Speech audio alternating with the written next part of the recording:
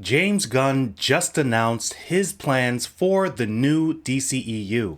In this video, we're going to watch his presentation and stay till the end because I'm going to actually rank my top 3 shows or movies that are coming out that he announces. This is a long time coming. DC and Warner Brothers have had a rocky start just getting set up and continuing their universe. But I think that James Gunn is the perfect person to lead and charge something of this scale just based on what he's done with the MCU. All right, let's go switch over right up here on his Twitter. Let's go. Let's see what new he's going to bring forward. Hey everybody, I'm James Gunn. I'm the co-CEO of DC Studios. So as many of you know, DC has been disconnected in film and television for a long time. And That's it's an one understatement. of, our jobs, mine and Peter's, is to come in and make sure the DCU is connected in film, television, gaming, and animation. That the characters are consistent, played by the same actors,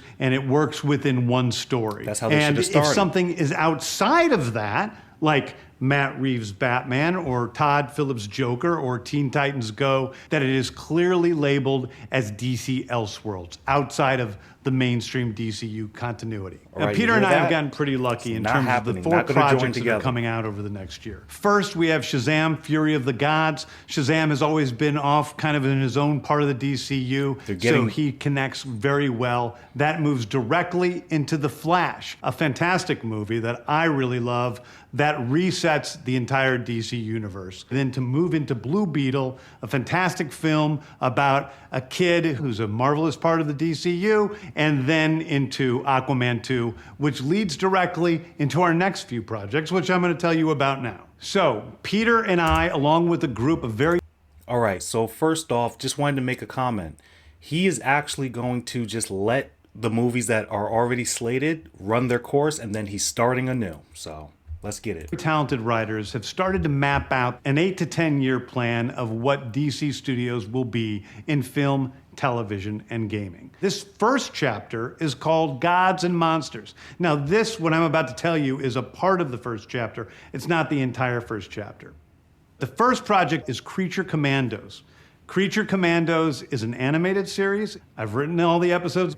Something we're going to do that's a little bit different at DC is we're going to have characters move into animation, out of animation, usually having the same actor play their voice as who plays them. Out of animation, I like that. The next project up is Waller. This is a story of Amanda Waller, played by Viola Davis. Viola Davis is going to team up with members of Team Peacemaker, and this is a story that's been created by Crystal Henry, who did Watchmen, and Jeremy Carver, who created the Doom Patrol. It is a fantastic story that's out of this world, and I can't wait for people to see it. Okay. Next up is the big one, the true beginning of the DCU. Let's go. This is called Superman Legacy. This is being written by me. I'm in the middle of it. I'm having a great time doing it.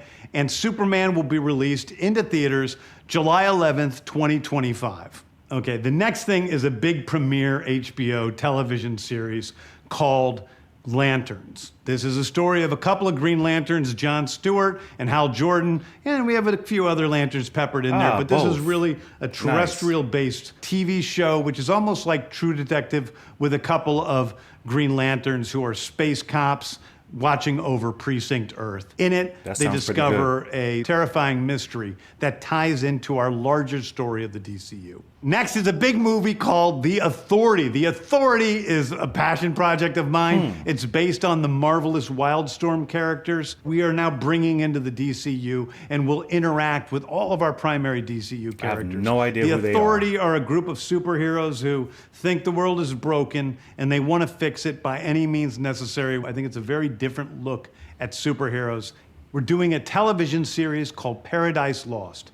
Paradise Lost is the story of Paradise Island, usually known as Themyscira, which is the birthplace of Wonder Woman. It's almost like Game of Thrones with Westeros, but with all of the inhabitants of Paradise Island. The introduction of the DCU's Batman is the brave and the bold. The Brave and the Bold is the story of Batman and his actual son, Damian Wayne. This is based on Grant Morrison's great comic book run. Damian Wayne is my favorite Robin. He's a little assassin who Batman tries to get in line, and so this is the story of the two of them and the beginning of sort of the Bat family in the DCU. I'm excited Next up for that is a TV series called Booster Gold. Booster Gold is one of comics' really popular cult heroes. He is a fascinating guy. He's a loser from the future who uses future technology to come back to present day and become Sounds a like a superhero comedy. so that people will love him. It is basically the superhero story of imposter syndrome on an HBO Max series. One of my favorite comic book series from last year was Tom King's run on Supergirl, Woman of Tomorrow. And so we're going to turn that into a big science fiction epic film. Now, Superman is a guy who was sent to Earth and raised by loving parents, whereas Supergirl in this story, she is a character who was raised on a chunk of Krypton. She watched everybody around her perish in some terrible way, so she's a much more jaded character. And that brings me to Swamp Thing, the last thing we're going to talk about, a very dark horror story in the origins. Reminds me of the monster Werewolf by who Night. is Swamp Thing. And although it's totally outside of the rest of the DCU, it will still feed into the rest of the stories. Anyway, those are the stories that I can tell you about right now. I've loved the DC Little characters taste test, since but I that was a was a lot. child. They're incredibly important to me. I knew that this was a once-in-a-lifetime opportunity to do something very different. One of the things that's very important for me in all of these movies and TV series is that the director's vision and the vision of the writers and all of the creators is unique and something special. Storytelling is always king. That's all that matters to us. And I want to be true to those stories. I want to be true to you guys and really give you something different than you've ever seen before. Anyway, thank you, everybody. I appreciate you watching. I hope this was exciting for you because it's really exciting for me. And I can't wait to start to dive into these stories with you guys on this grand adventure. Thank you so much. And if you guys are new to the channel, don't forget to hit the subscribe button so you don't miss any new content I'm bringing up. Now I'm going to get into my top 3. So just taking a look at what we've seen and heard, I think that there are just a few of these that I'm very, very interested in. But namely, I will say, starting with number 3, I am most excited to know a little bit about the Authority. Now, I don't know anything about them, and what made me stick with the MCU was the fact that I didn't really know these characters well. They told a good story, and Iron Man #1 is still my favorite origin story till this day. Number 2, I will have to say, just curious about what we're going to be getting with Batman. And the question that I always have is, where's the Robin? Who's going to be Robin? Where's Robin? So I'm glad that they're even just right off the bat giving us Robin and Batman story, which is probably going to be more like a father-son type of story, where he's teaching him his ways, but also how to control himself, XYZ. Now, there's a lot of great things here. I will do my number 1, which is the Superman. I need to see a good Superman. And it seems like he's going to be a little bit younger, dealing with having the superpowers and being a human and, you know, pretending to be a human and what that all entails. I think that Superman is probably in good hands. We have to see it. Now, a runner-up, and the runner-up is definitely The Lanterns.